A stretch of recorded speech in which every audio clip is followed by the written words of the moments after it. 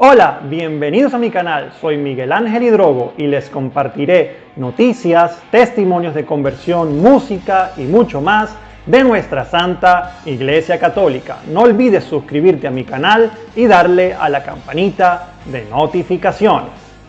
María Diana era mormona y la piedad de Miguel Ángel la llevó al bautismo, a ser monja y a servir a enfermos. Aprendí cómo es el amor mirando a la Virgen y a Cristo. Las dominicas de Santa Rosa de Lima tienen un carisma muy particular. Esta pequeña congregación fue fundada por Rose Hahn Thurman, cuyo nombre religioso era Madre María Alfonsa. Esta religiosa es hija del importante novelista Nathaniel Hahn Thurman, autor de La Letra Escarlata. Se convirtió al catolicismo en 1891 y años después, tras quedarse viuda, decidió servir a Dios de una manera singular, cuidando en Manhattan a los enfermos de cáncer incurables. Un siglo después, estas religiosas continúan con este carisma dominico al que se añade el cuidado particular de los enfermos de cáncer ya desahuciados, y lo hacen en la casa madre de Hahn Thurman, en Nueva York y en algunas otras ciudades de Estados Unidos. Una de las hijas espirituales de la fundadora es la hermana María Diana Andrews, una religiosa de esta congregación que, al igual que ella, también es conversa al catolicismo. Hace apenas 3 años que profesó sus votos perpetuos, lo que sellaba un camino que la llevó desde su infancia mormona a la indiferencia religiosa y sus visitas esporádicas a distintas iglesias cristianas. Roma, literalmente Roma, cambió su vida.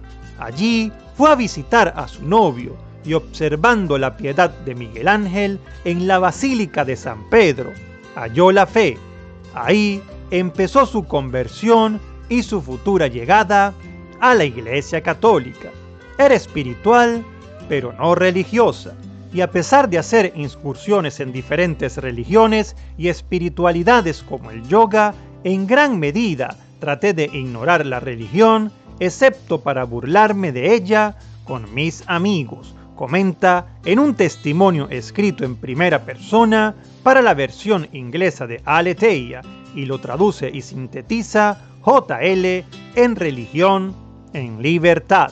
En 2009 vivía en Washington DC y terminaba la carrera de Historia.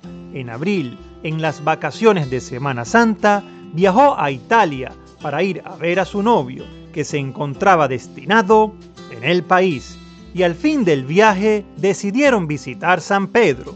En su etapa de secundaria ya había visitado el Vaticano y deseaba ante todo volver a ver la Piedad, la genial escultura de Miguel Ángel en la que la Virgen sujeta el cuerpo de Jesús tras ser bajado de la cruz. Tenía solo un valor artístico en mi memoria, ningún significado religioso, aclara la ahora religiosa. Ella entró antes en la basílica, ya que su novio fue a aparcar el coche en algún lugar habilitado para ello. Una vez que entré, fui directamente a la Piedad.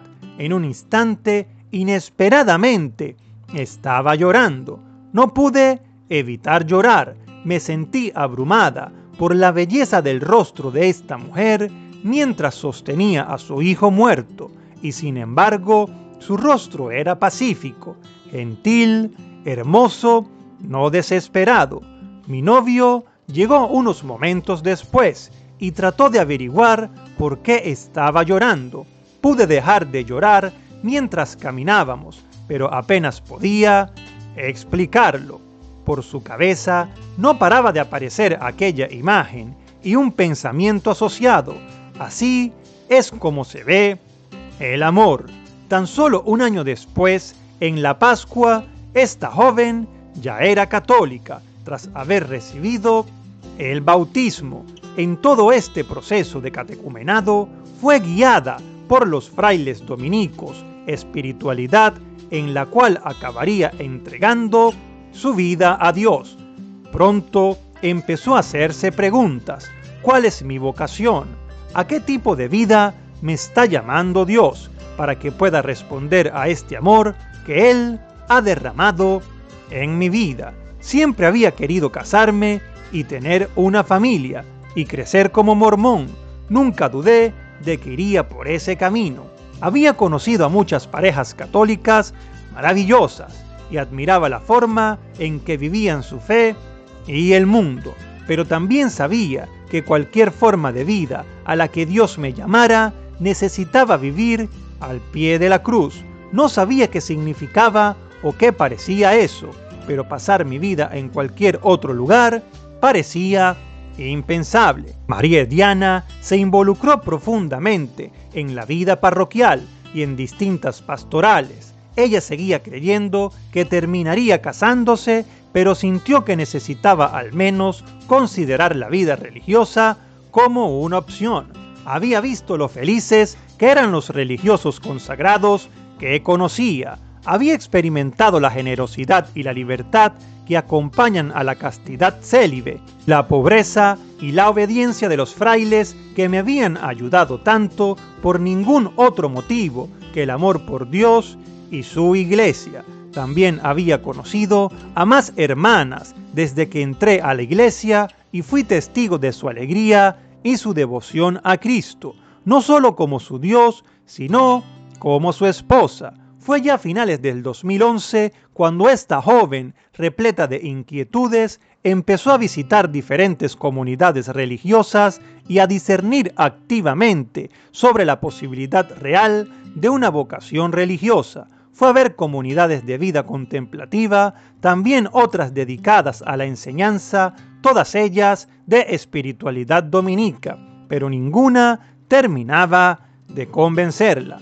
Mientras crecía el deseo de ser hija de Santo Domingo, también crecía mi confusión. Confiesa, oyó hablar de las hermanas dominicas de Han Turner, una pequeña congregación de Nueva York. No vivían en clausura ni enseñaban, sino que combinaban el ideal activo y contemplativo de la orden dominica de una manera que a ella le parecía única. Servían a los pobres que sufrían de un cáncer incurable.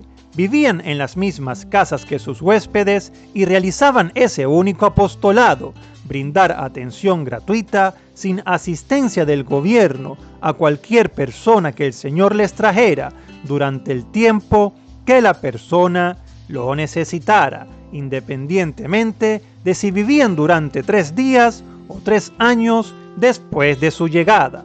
Sus padres eran médicos, por lo que la atención de enfermería no le asustaba, tampoco la idea de vivir tan cerca de la muerte, por lo que según ella, trabajar exclusivamente con los moribundos tampoco me asustó particularmente. Parecía ser un privilegio del que nunca podría ser digna, pero lo que me llamó la atención fue la vida de la fundadora, la madre María Alfonsa. Era la hija menor de Nathaniel Han Turner y se había convertido.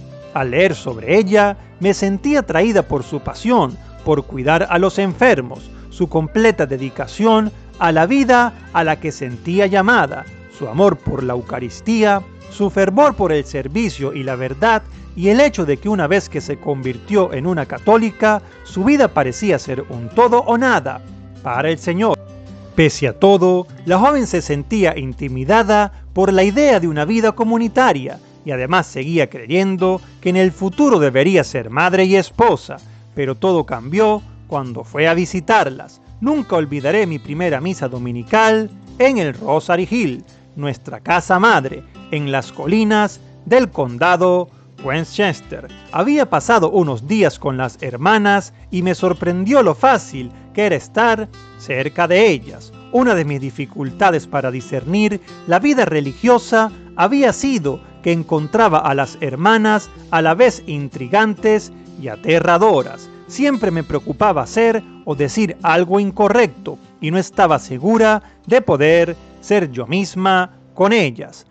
Con las hermanas, esos temores se calmaron o desaparecieron rápidamente. Encontré el apostolado desafiante, pero increíblemente alegre, e incluso encontré el hecho de que la vida era claramente desafiante y extenuante, física y espiritualmente. Muy atractiva, parecía una invitación a vivir algo real y significativo. Siguiendo con aquella misa, la ahora monja asegura que veía a Cristo en todas partes. Se fue de allí sabiendo que esta comunidad era especial, pero no fue hasta año y medio más tarde y tras una gran lucha interna cuando solicitó su ingreso en 2013. Recuerdo aquel viaje a Roma años antes. Me di cuenta de que para aceptar mi vocación tenía que dejar de lado todas mis ideas sobre cómo pensaba que el amor debería ser para mi vida, ya sea un bien verdadero, un matrimonio santo o las mentiras que había absorbido. Tantos años de la cultura, tuve que mirar a Nuestra Señora y su Hijo crucificado para aprender cómo es el amor. Me gustaría conocer tu opinión en la caja de comentarios. Muchísimas bendiciones.